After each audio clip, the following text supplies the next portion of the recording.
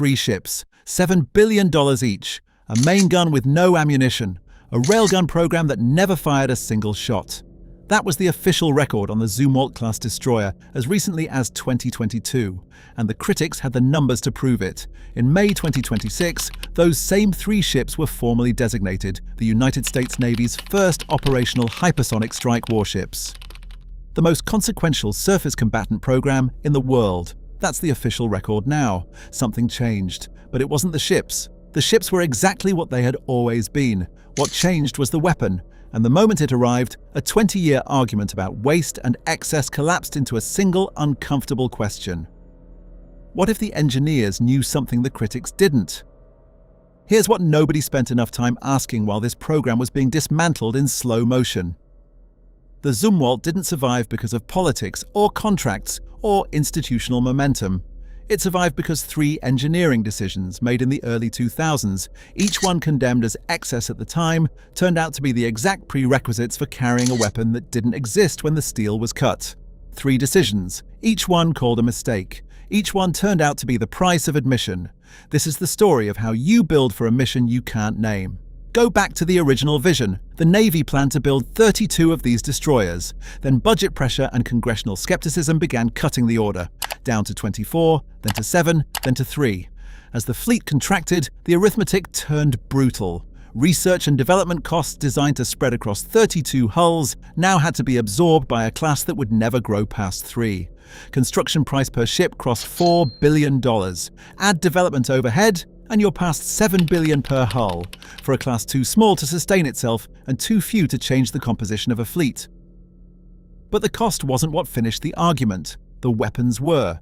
The entire justification for this destroyer was a 155mm gun capable of firing precision rounds more than 60 nautical miles inland, naval artillery reaching deep inside enemy territory from the sea. The gun worked. The ammunition didn't. The specialized long-range projectile reached a unit cost above $800,000 per round. The Navy cancelled procurement. 2 enormous turrets, one at the bow, one at the stern, became permanent fixtures with nothing to put inside them.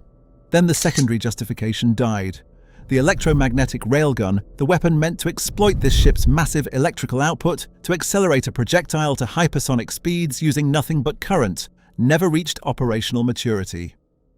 Fiscal year 2022, program defunded. By late 2022, the ledger was damning. 3 ships, no viable main gun ammunition, no railgun, over $7 billion per hull, a destroyer class that critics had called stunning to look at and impossible to justify.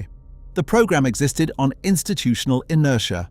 No one could construct a clear argument for what these ships were actually for. Therefore, what happened next made no sense at all. In August 2023, workers arrived at Ingalls Shipbuilding in Mississippi with cutting equipment. The gun mounts came out, both of them, and the question that followed, what exactly replaces them, went unanswered publicly for more than 2 years.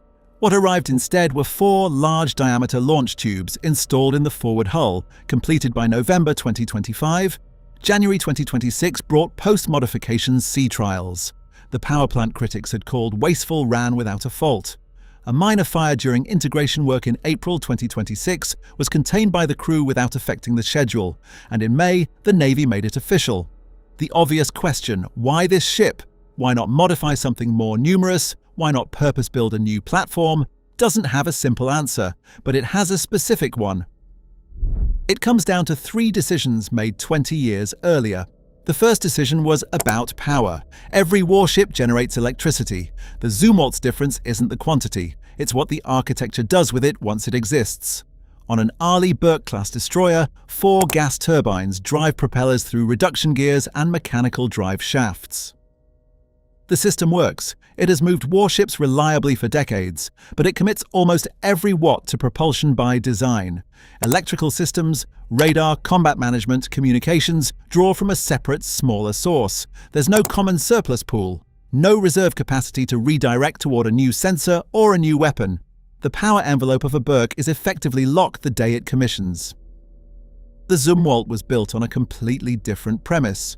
2 Rolls-Royce MT-30 gas turbines, roughly 35 megawatts each, plus 2 auxiliary generators, feed a single ship-wide electrical bus. Total output, 78 megawatts. From that bus, power routes wherever it's needed, to electric propulsion motors, sensors, combat systems, any payload the ship carries now or will carry in the future. At cruising speed, the propulsion motors draw around 20 megawatts. That leaves approximately 58 megawatts sitting uncommitted. 58 megawatts of reserve electrical capacity on a warship is not a luxury, it's a frontier. Directed energy weapons, next-generation radar arrays, advanced electronic warfare systems, virtually every serious weapons concept under development through the 2000s and 2000s listed massive power demand as its primary integration barrier. The Zumwalt was the only surface combatant in the fleet that wasn't constrained by that problem. The hypersonic weapon now installed requires megawatts of thermal management at the moment of launch. That demand can't be met on a berk by redirecting propulsion power. The architecture doesn't permit it. It can only be met on a ship whose power system was built around the premise that something would eventually arrive, needing more electrical capacity than the current inventory could imagine. But the power architecture had a secondary effect, and this one matters just as much. When you replace mechanical gearboxes and rotating drive shafts with electric motors, you eliminate the mechanical pathway through which vibration propagates from machinery spaces into the hull, and from the hull into the surrounding water. The acoustic signature of a 16,000-ton destroyer drops to a level reportedly comparable to a nuclear-powered attack submarine. A ship this size moving this quietly doesn't appear in an adversary's sonar picture the way physics says it should.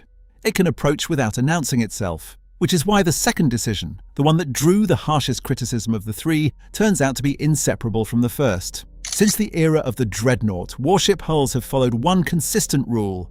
The hull flares outward above the waterline, wider at the deck than at the keel. That geometry generates a natural restoring force when the vessel rolls. The flare pushes against the water, fighting the roll.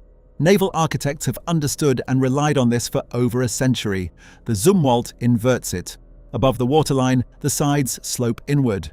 The deck is narrower than the waterline. The shape is called tumble-home, and the last major navy to use it was Russia at the Battle of Tsushima in 1905, where the Borodino-class battleships capsized under enemy fire. The engineering community spent the following century treating it as a solved problem, solved in the direction of never doing it again.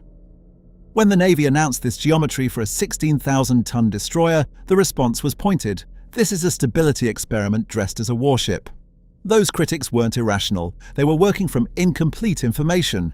Captain Andrew Carlson, commanding USS Zumwalt, logged a transit through Sea State 6, waves running between 13 and 20 feet, on a passage toward Alaska. He reached out to his executive officer to describe the conditions. The XO from inside his cabin replied that it felt no worse than Sea State 3. The sensors confirmed it. Tumble-home geometry combined with a wave-piercing bow and a low center of gravity produced a stability profile that outperformed conventional intuition. But stability was never the reason for the shape. The reason was radar.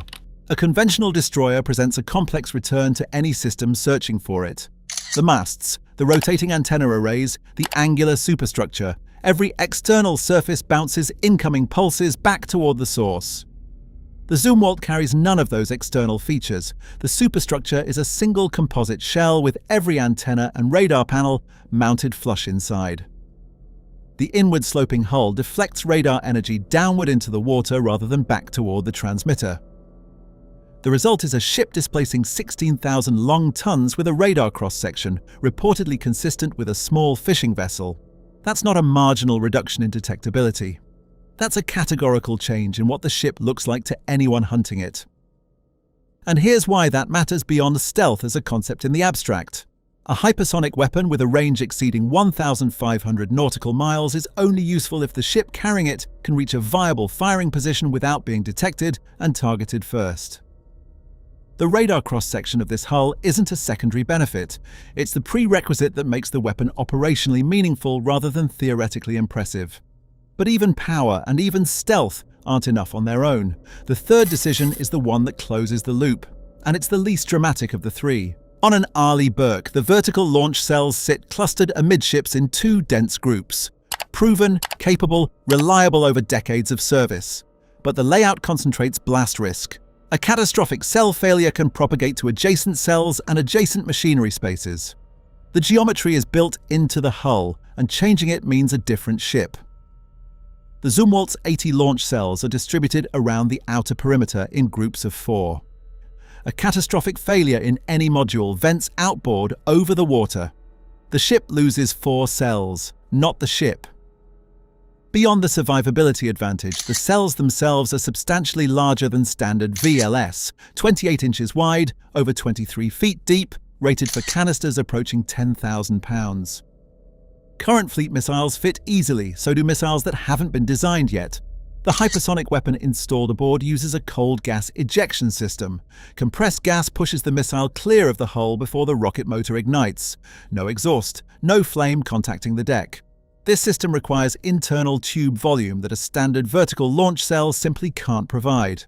The Mach 57 cells, built larger than anything in the 2000s inventory required, can.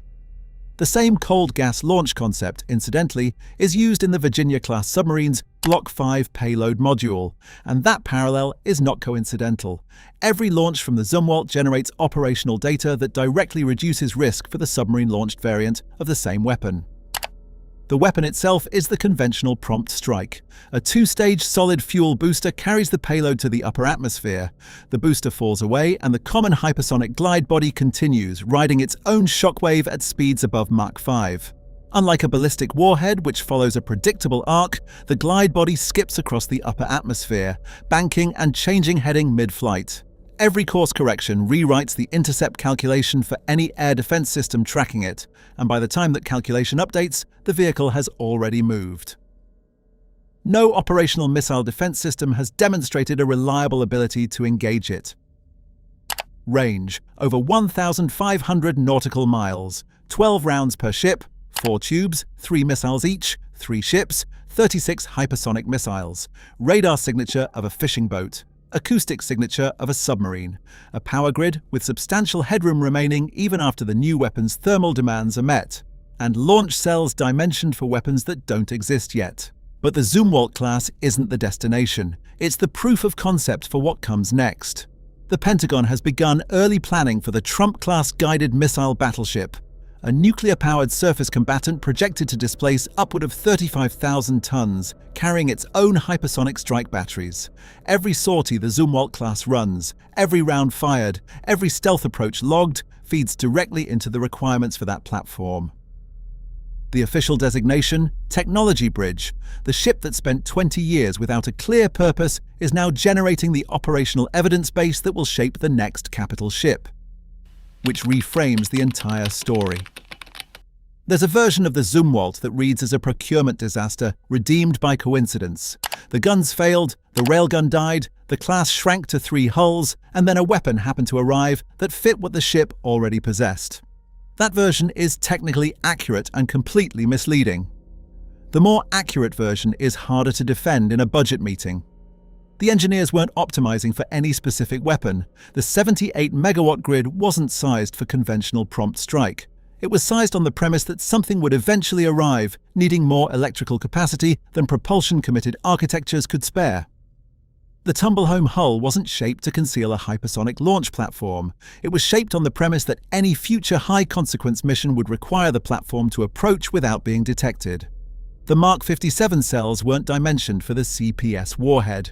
They were dimensioned on the premise that some future weapon class would exceed the physical parameters of the current inventory. For 20 years, that philosophy was indistinguishable, from the outside, from recklessness. 3 hulls instead of 32. 7+ billion per ship. A primary weapon with no ammunition. A secondary program that never fired. The program survived multiple congressional cycles that could have ended it, and in several of those cycles, the margin between survival and cancellation was thin enough that a single different budget decision might have closed it permanently. Call the philosophy what it actually is: designing for margin. Not the mission on the table, the constraints that future missions of sufficient consequence will eventually have to satisfy. The question the Zumwalt story actually poses has nothing to do with this ship. It's about every other ship in every other navy. How many current hull designs are engineered so precisely to today's threat that there's no room? Not in the power budget, not in the hull geometry, not in the weapon cells, for whatever the next generation demands? Optimization is the right approach when the threat environment is stable. But threat environments don't stay stable. They accelerate. And the navies that build exactly what they need today will be retrofitting or retiring those ships the day a new weapons category arrives and finds no room to live. The Zumwalt endured 20 years of being wrong for reasons that turned out to be exactly right. The engineers left room, the weapon arrived, the room was there. Those two facts don't coexist by accident. If you want to understand what makes the weapon itself so difficult to stop, why hypersonic glide vehicles have broken every existing intercept model, and what defenders are racing to build in response, that's the next piece.